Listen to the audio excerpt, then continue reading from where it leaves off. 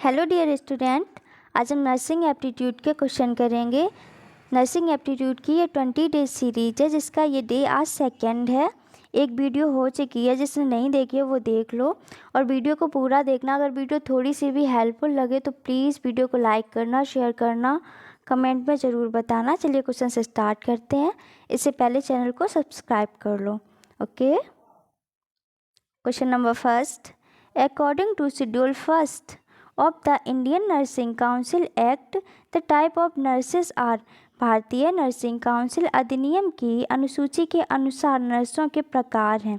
आपको बताना है जो इंडियन नर्सिंग काउंसिल एक्ट है उसका जो शेड्यूल फर्स्ट है उसके अकॉर्डिंग टाइप ऑफ नर्सेस क्या हैं। General nursing, midwifery, axillary nursing and midwifery all. देखिए जो general nursing, midwifery, axillary nursing and midwifery ये तीनों ही नर्सेस के टाइप हैं, तो इसका फोर्थ ऑप्शन सही होगा। ओके, जो इंडियन नर्सिंग काउंसिल एक्ट है उसका जो शेड्यूल फर्स्ट है उसके अकॉर्डिंग नर्सेस के टाइप बताने थे। ये तीनों ही नर्सेस के टाइप है, तो इसका ऑप्शन फोर्थ सही होगा। Next question. First aid applied after burn depend on. जलने के बाद प्राथमिक चिकित्सा इस पर निर्भर करती है।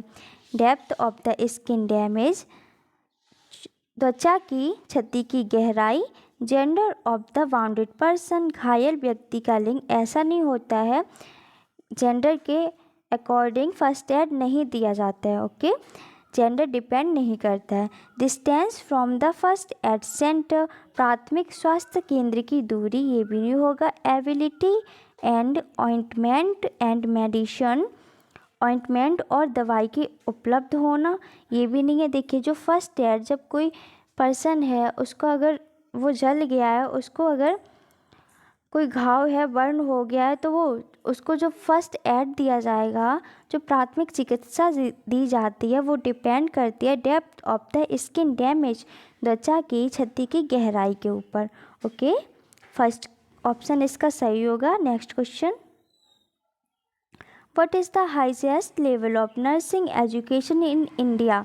भारत में नर्सिंग शिक्षा का उच्चतम स्तर क्या है। जो नर्सिंग एजुकेशन का हाईएस्ट लेवल है इंडिया में वो आपको बताना है। Bachelor of science in nursing, BSc nursing, bachelor of science master of science in nursing, MSc nursing, doctor of nursing practice, DNP, doctor of philosophy in nursing, PhD. देखिए जो highest level है nursing education का India में वो है doctor of philosophy in nursing, PhD. इसका fourth option सही होगा। Next question. Deficiency of vitamin B12 causes. Vitamin B12 के कमी के कारण। देखिए जो स्कर्वी है, स्कर्वी विटामिन C की कमी के कारण होता है स्कर्वी, और विटामिन A की कमी से होता है नाइट ब्लाइंडनेस। और जो पर्नीशियस एनीमिया है ये होगा विटामिन B12 की कमी से। विटामिन B12 की कमी से होगा पर्नीशियस एनीमिया। इसमें RBC की संख्या कम हो जाती है। ओके, और जो डायबिटीज़ है ये दो टाइप की होती है डायबिटीज़। एक होता है ADH हार्मोन। जब ADH हार्मोन की कमी होगी तो डायबिटीज़ इंसिपिडस होता है। डायबिटीज़ इंसिपिडस होगा, इंसिपिडस। जो डायबिटीज़ इंसिपिडस है जो ADH हार्मोन की कमी के कारण होता है। इसमें यूरिन में वाटर की मात्रा बढ़ जाती है, यूरिन में वाटर की मात्रा बढ़ जाती है। ओके, और जो डायबिटीज़ एक और होता है जो इंसुलिन की कमी से होता है।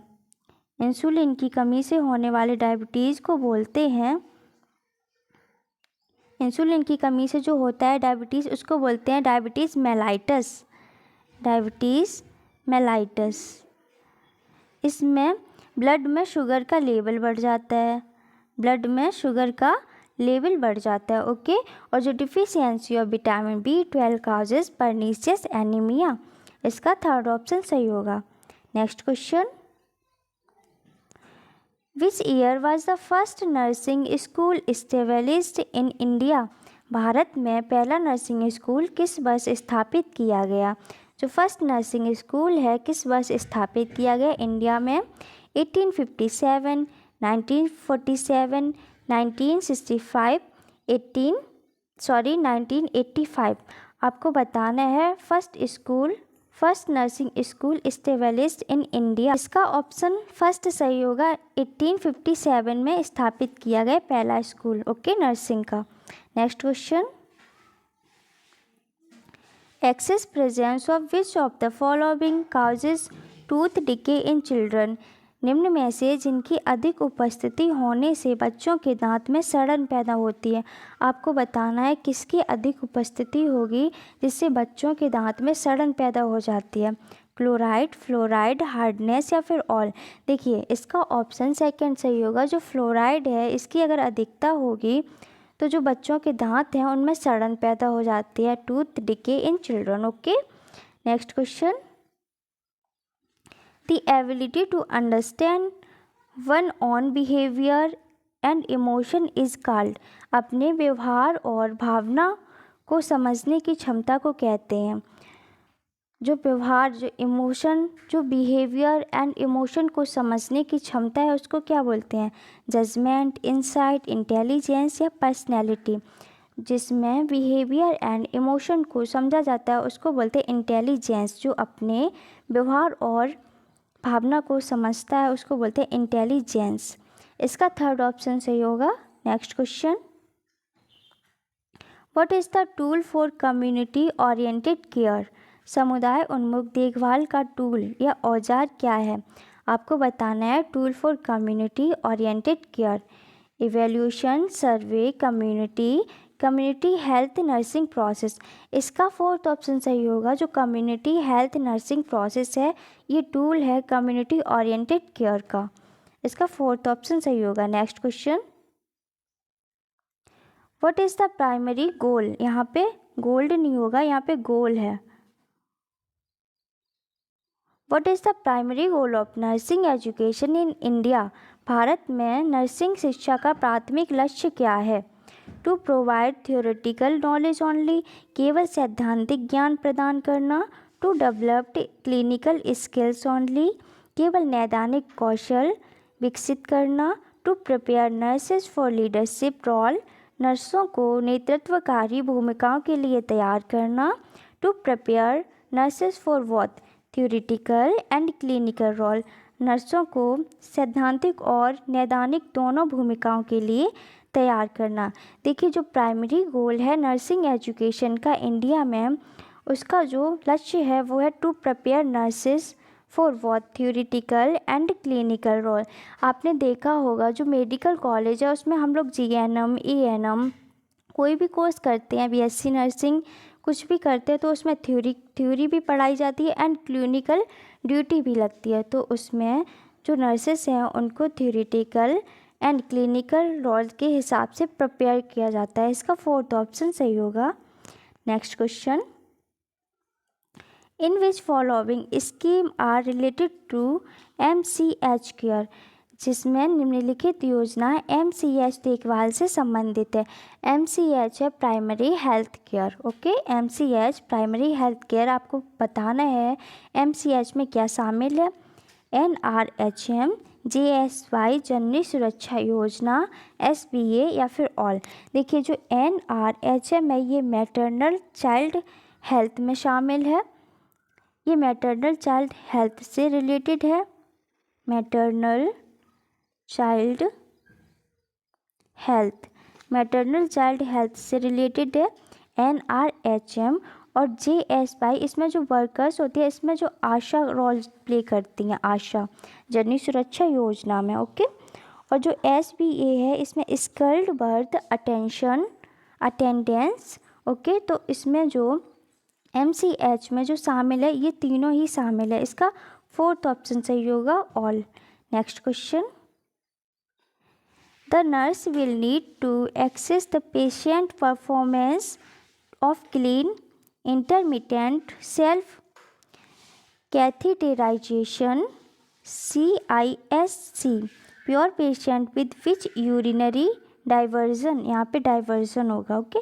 नर्स को किस मूत्र पथ के रोगी के लिए रोगी के स्वच्छ अंतरायिक स्व कैथीटेराइजेशन CISC के प्रदर्शन का आकलन करने की आवश्यकता होगी। देखिए, आपने देखा होगा हॉस्पिटल में कुछ जो पेशेंट होते हैं उनके यूरिनरी ब्लैडर से अटैच एक थैली टंगी होती है, थैली लटकी होती है जिसमें यूरिन पास होता है।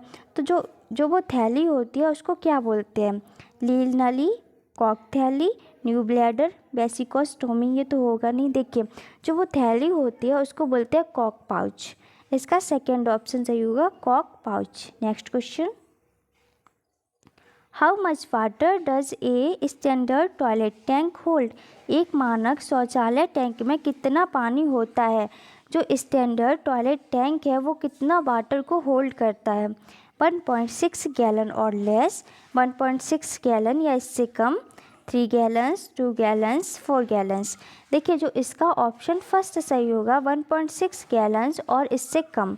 ओके, जो स्टैंडर्ड टॉयलेट टैंक हैं वो वाटर होल्ड करते हैं 1.6 गैलन या फिर इससे कम। Next question, how much water does the, ये तो वही क्वेश्चन आ गया। Next, health care facilities should, स्वास्थ्य देखभाल सुविधा होनी चाहिए। Relevance, comprehensive, ability and adequacy. देखिए, जो health care facility health care facility है ये उपलब्ध होनी चाहिए, पर्याप्त होनी चाहिए, व्यापक होनी चाहिए और रिलीवेंस होनी चाहिए। इसका फोर्थ ऑप्शन सही होगा। Next question, tonometry is method of measuring the, tonometry मापने की विधि है। प्रेशर इनसाइड द लंग्स, फेफड़ों के अंदर दबाव, प्रेशर इनसाइड ईयर, कान के अंदर दबाव, प्रेशर ऑफ ब्लड वेसल्स, रक्त वाहिका का दबाव, या फिर इंट्रा ओकुलर प्रेशर। जो इंट्रा ओकुलर प्रेशर है ये आई में होता है। जो आँख का कुछ मेंटेन प्रेशर होता है, आँख में कुछ प्रेशर होता है जिसको बोलते हैं इंट्रा ओकुलर प्रेशर। तो ये आँख के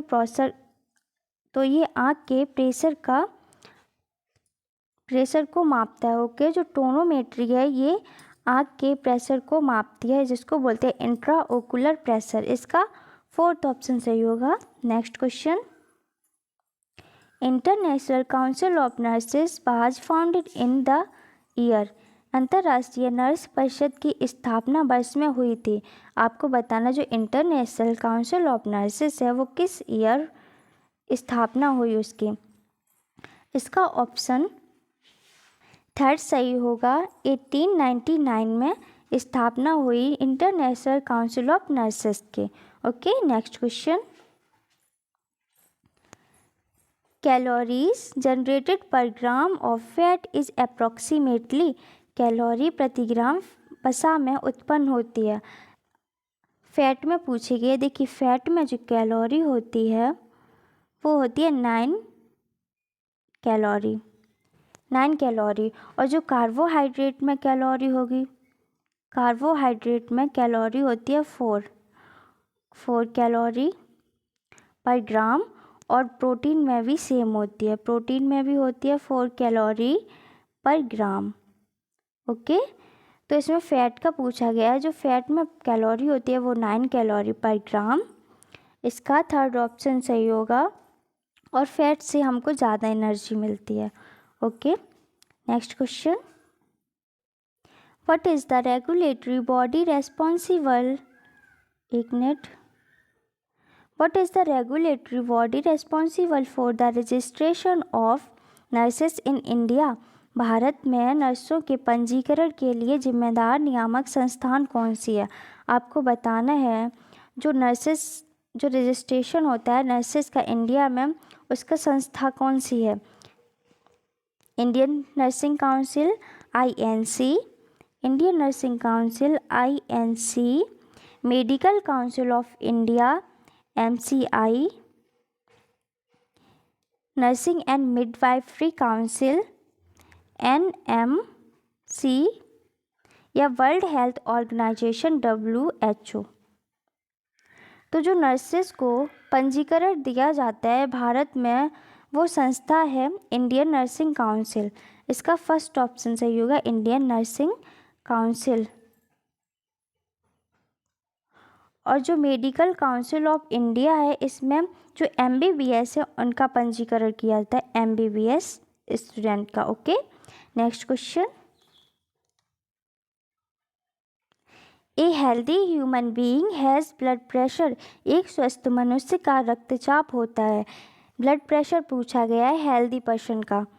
आपको इसका आंसर कमेंट में बताना है। ओके, ये आंसर सबको आता होगा, हमको पता है। ये आंसर कमेंट में ज़रूर बताना, ब्लड प्रेशर एक हेल्दी ह्यूमन बीइंग में कितना होता है। Next question. Which Indian state has the highest number of nursing colleges. Bharat के किस राज्य में नर्सिंग कॉलेज की संख्या सबसे ज़्यादा है? महाराष्ट्र, कर्नाटका, केरला, तमिलनाडु। देखिए, जो highest number of nursing colleges है वो है केरला में। केरला एक ऐसा स्टेट है जिसमें नर्सिंग कॉलेज की संख्या सबसे ज़्यादा है। Next question. On which date the Swachh Bharat अभियान वाज लॉन्च्ड। किस दिनांक को स्वच्छ भारत अभियान शुरू किया गया था?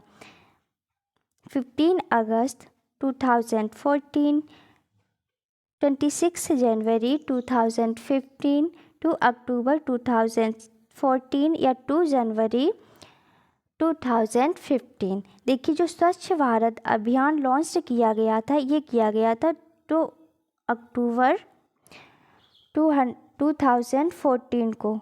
ओके, 2 अक्टूबर को महात्मा गांधी की जन्म जयंती है, इस दिन ये स्वच्छ भारत अभियान लॉन्च किया गया था। और इसका जो नारा है, जो इसका स्लोगन है, वो है एक कदम स्वच्छता की ओर।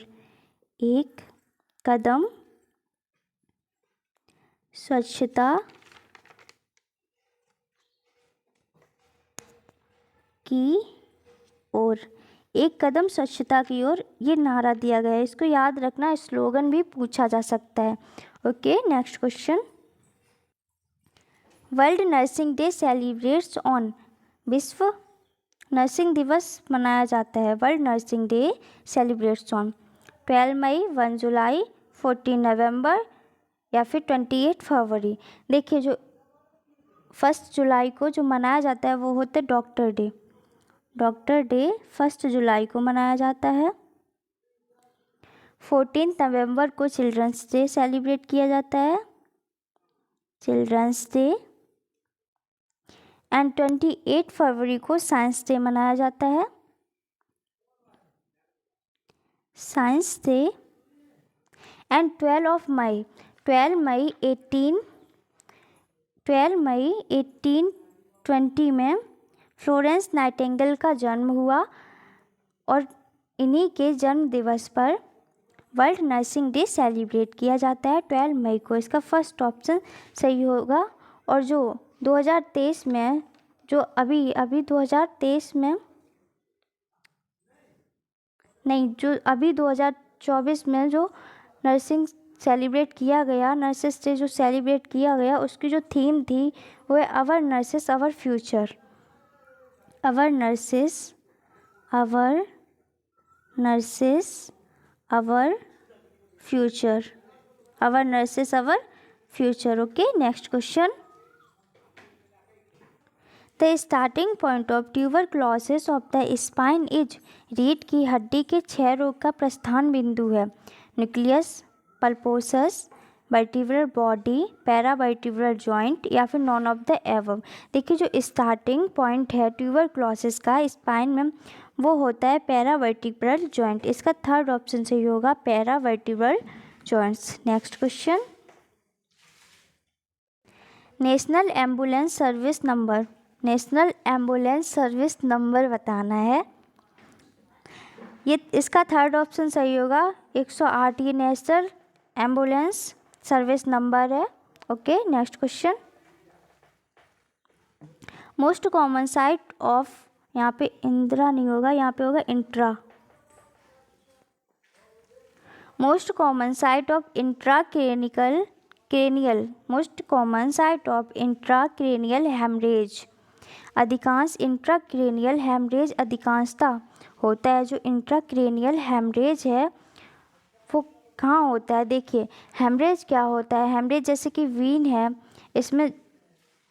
इसमें ब्लड बहता है, इसमें ब्लड बह रहा है, ब्लड का बाहर निकलना इसको हेमरेज बोलते हैं। वीन से ब्लड का बाहर निकलना इसको हेमरेज बोलते हैं। ओके, ये इसका जो पॉइंट है, इसका जो साइट है वो है बेसल गैंग्लिया।